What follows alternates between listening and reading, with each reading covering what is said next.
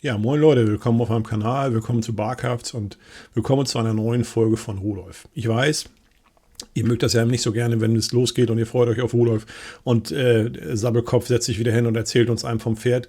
Ist aber die einzige Möglichkeit, euch alle zu erreichen oder viele von euch, die auch mit dem Buch zu tun haben. Das sind immer so ein bisschen die News zum Buch. Also erstmal nochmal vielen, vielen Dank für alle, die sich melden mit Unterstützung, ob das jetzt Grafiker sind, Verlagsleute, Leute, die Bücher veredeln können, Leute, die Karten zeichnen können oder Lektoren.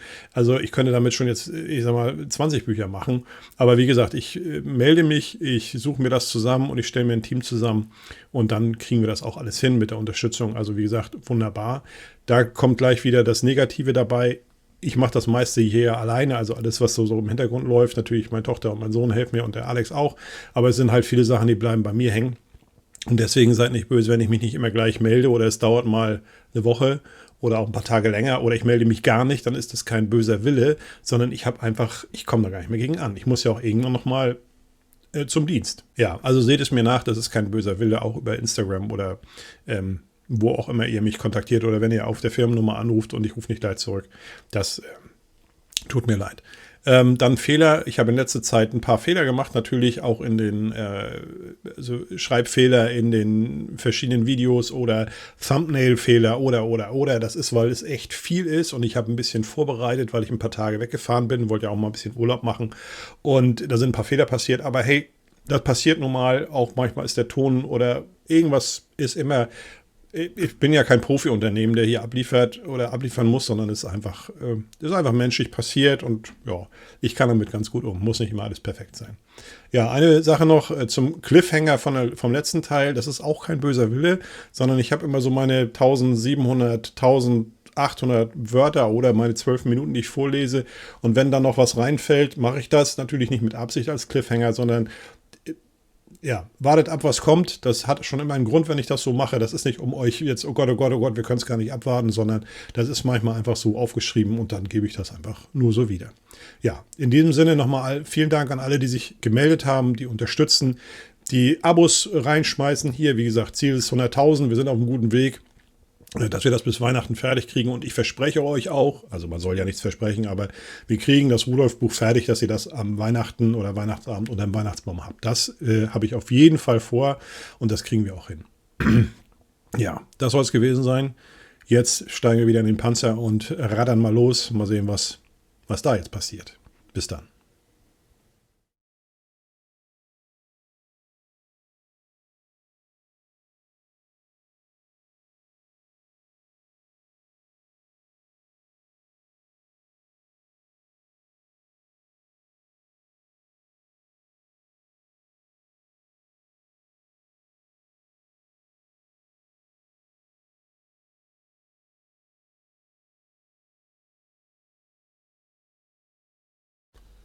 Tagebuch.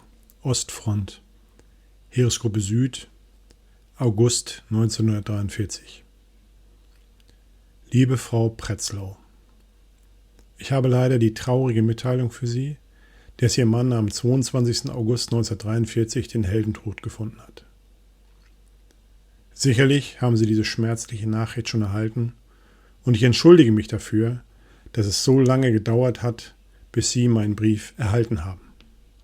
Vorab möchte ich mich kurz vorstellen. Mein Name ist Unteroffizier Rudolf Petersen und ich gehöre zu einem Panzerregiment an der Ostfront. Ich war bei Ihrem Gatten, als er sein Leben fürs Vaterland gab. Leider kannte ich Ihren Mann nicht persönlich, aber ich hatte das Privileg, ihm bei seinem letzten Gang zu unserem Herrgott zur Seite zu stehen. Ich bin mir nicht sicher, ob ihm mitgeteilt wurde, wie Ihr Mann zu Tode kam, aber ich möchte es gerne aus meinem Erleben schildern. An diesem verhängnisvollen Tag waren wir in einer kleinen Stadt in der Nähe der Front untergebracht. Ich war auf dem Weg zu einem anderen Bereich, als es einen Luftangriff von russischen Schlachtflugzeugen gab. 2 Schützenpanzerwagen wurden beschossen und in dem zweiten Wagen befand sich Ihr Mann. Der durch den Bombentreffer gestoppte Panzerspähwagen riss 7 weitere Soldaten in den Tod. Ihr Mann war dann abseits der Straße schwer verletzt von mir aufgefunden worden. Ich versuchte mit meinen bescheidenen Möglichkeiten, seine schweren Verletzungen zu verbinden und den Blutverlust zu stoppen. Aber es war mir nicht mehr möglich, ihn zu retten. In meinen Armen sprach er die letzten Worte, die ich Ihnen hiermit übermitteln möchte. Seine letzten Worte galten Ihnen und Ihren Kindern und dass sie ihn nicht vergessen sollen. Mit diesen Worten schied er aus dem Leben. Ich kann Ihnen versichern, dass er keine Schmerzen litt und seinem Schöpfer ohne Sünde entgegentrat. Ein tapferer, hochdekorierter Soldat, Ehemann und Vater gab sein Leben für eine höhere Sache. Mir wurde zugetragen, dass er ein guter Anführer war, der stets ein Ohr für seine Männer hatte, hart aber fair die Truppe führte und von seinen Soldaten nichts verlangte, was er nicht auch selber getan hätte. Liebe Frau Pretzlau, meine Gedanken sind bei Ihnen und bei Ihren Kindern. Mögen diese Zeilen Ihnen in diesen schweren Stunden helfen, die Trauer zu überwinden. Ich bin mir sicher, dass Ihr Mann sein Leben mit der Gewissheit gab, unser Vaterland vor der roten Flut zu schützen. Ich drücke Ihnen hiermit mein Beileid aus und bin glücklich und stolz, dass ich als Kamerad Ihren Mann in der letzten Stunde zur Seite stehen durfte. Mit den besten Wünschen für die Zukunft in dieser schmerzvollen Zeit verbleibe ich in aufrichtiger Teilnahme, Ihr Rudolf Petersen. Ich bekomme den Brief nicht mehr aus dem Kopf. 5 oder 6 Mal habe ich den neuen geschrieben, bis ich die richtigen Zeilen fand. Es tut mir immer noch weh, wenn ich daran denke, was die arme Frau zu Hause erleiden muss, wenn sie erfährt, dass ihr Mann gefallen ist. Sicherlich hat sie schon die Nachricht bekommen, trotzdem macht es die Sache ja nicht besser. Ich lehne den Kopf an den Turm und denke nach. Der Panzer rumpelt in den Bereitstellungsraum. Staub wirbelt durch die Luft, im Bordfunk knarrt der Kopfhörer und ich versuche mich auf das Kommende zu konzentrieren. Immer wieder schweifen meine Gedanken ab. Ich denke an Gudrun und an meine Familie. Wenn ich falle, wer schreibt dann einen Brief an meine Frau? Alle, die ich gut kannte oder die mich gut kennengelernt haben, sind nicht mehr hier. Tot, verwundet oder in der Heimat. Sicherlich wird es einen Brief vom Zugführer oder vom Kompaniechef geben, aber von einem wirklichen Kameraden an meiner Seite eher nicht. Sei es drum, ich muss mich konzentrieren. Meine Besatzung erwartet von mir, dass ich den Panzer so führe, wie es für alle am besten ist.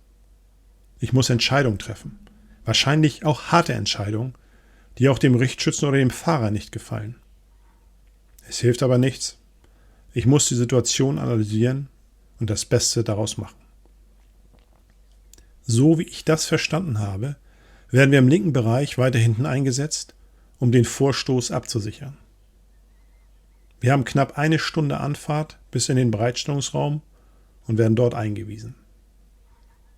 Ich gehe nochmal alles im Geiste durch. Habe ich an alles gedacht oder habe ich etwa was vergessen? Nein, es sollte alles passen.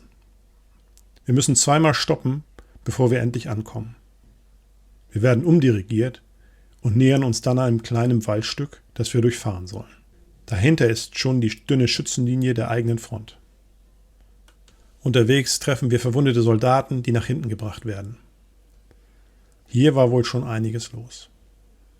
Wir fahren bis zu einem improvisierten Gefechtsstand und dort steht ein Leutnant der Grenadiere, leicht verwundet, verdreckt und abgekämpft, als ob er schon Tage aus dem Loch nicht herausgekommen ist. Wir halten an und ich rufe vom Turm runter, wie die Lage ist. Er kommt näher ran, um den Motorenlärm zu übertönen. Er ruft mir zu, dass in 3000 Meter Entfernung der Iwan steht. Wahrscheinlich Panzer und Pack. Und die haben hier auch schon ordentlich Verluste durch Panzerbüchsenschützen gehabt. Na, die haben denen ordentlich zugesetzt. Auf große Entfernung wurden hier die Grenadiere aus den Stellungen geschossen. Unsere Leute einfach aus dem Wald herausschießen gefällt mir gar nicht. Panzerbüchsenschützen können eine wirkliche Plage werden, wenn die einen flankieren und dann durch die dünne Seitenpanzerung schießen. Die Felder vor uns sind hoch bewachsen.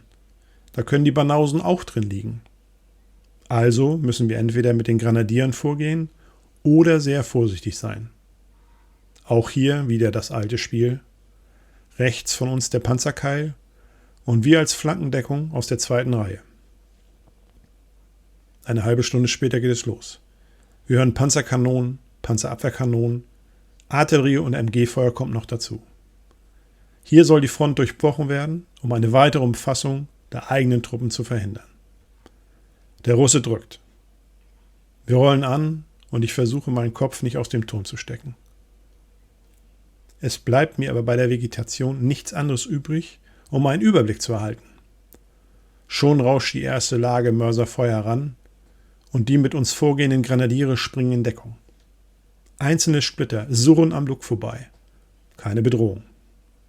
Das Feuer ist verstreut und noch keine wirkliche Wirkung.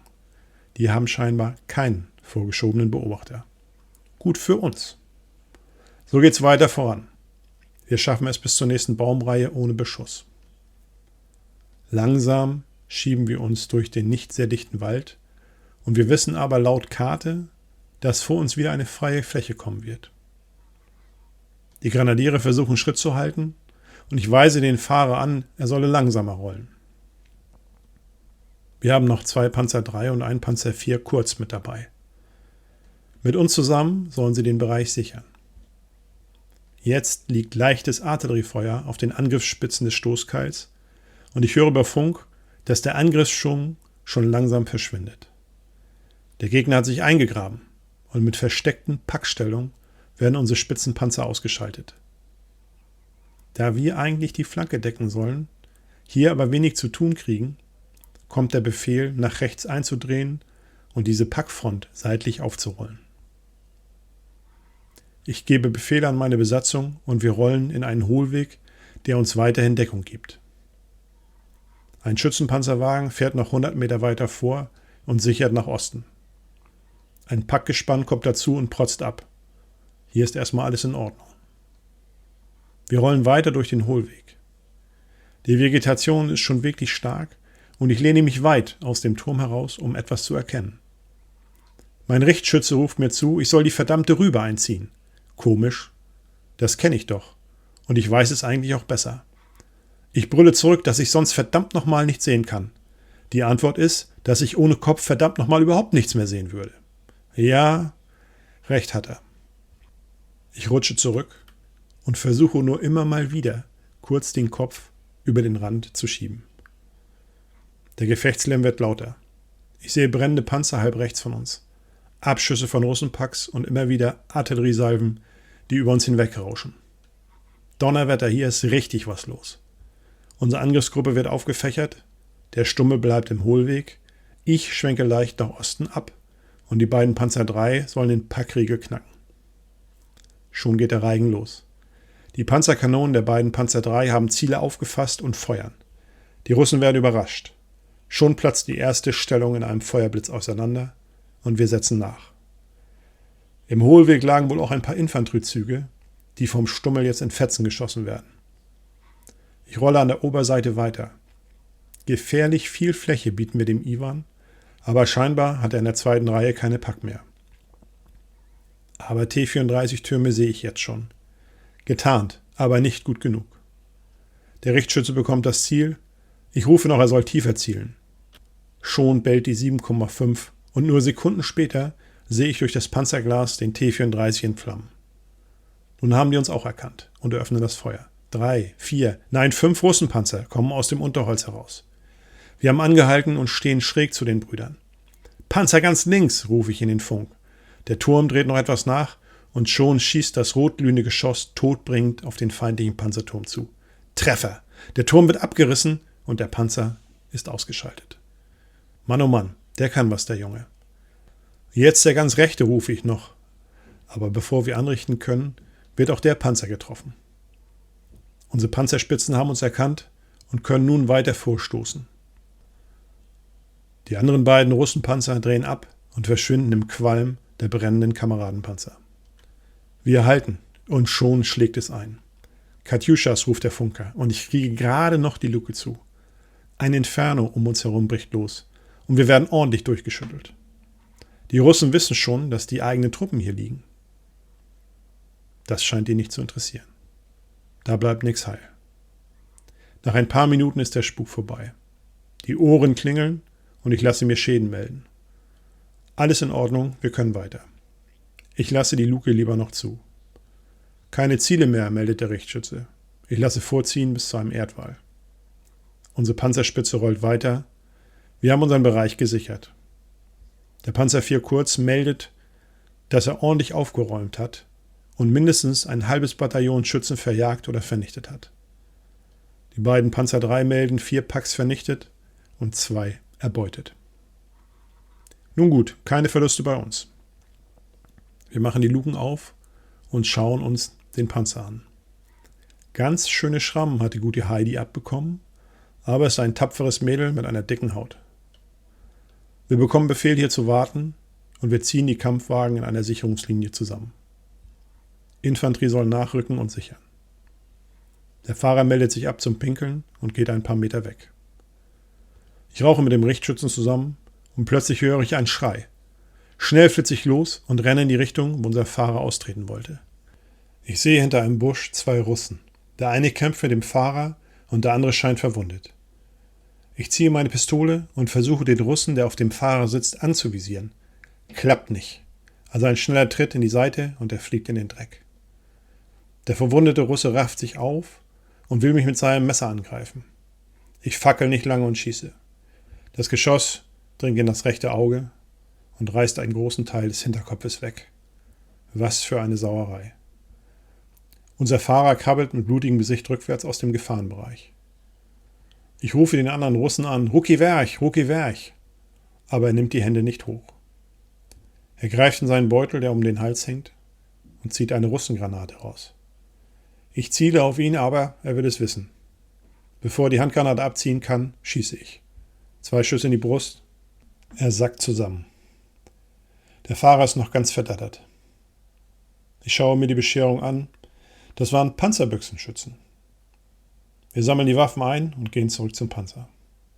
Das nächste Mal pinkelst du am Panzerfreundchen, höre ich mich noch sagen. Ich rede schon wie so ein alter Haudegen. Der Funker zaubert etwas Feuerwasser aus der Panzerkiste und es gibt erstmal einen Schluck auf den Schreck. Kameraden gerettet, Feind vernichtet. Wer wohl deren Familien einen Brief schreiben wird.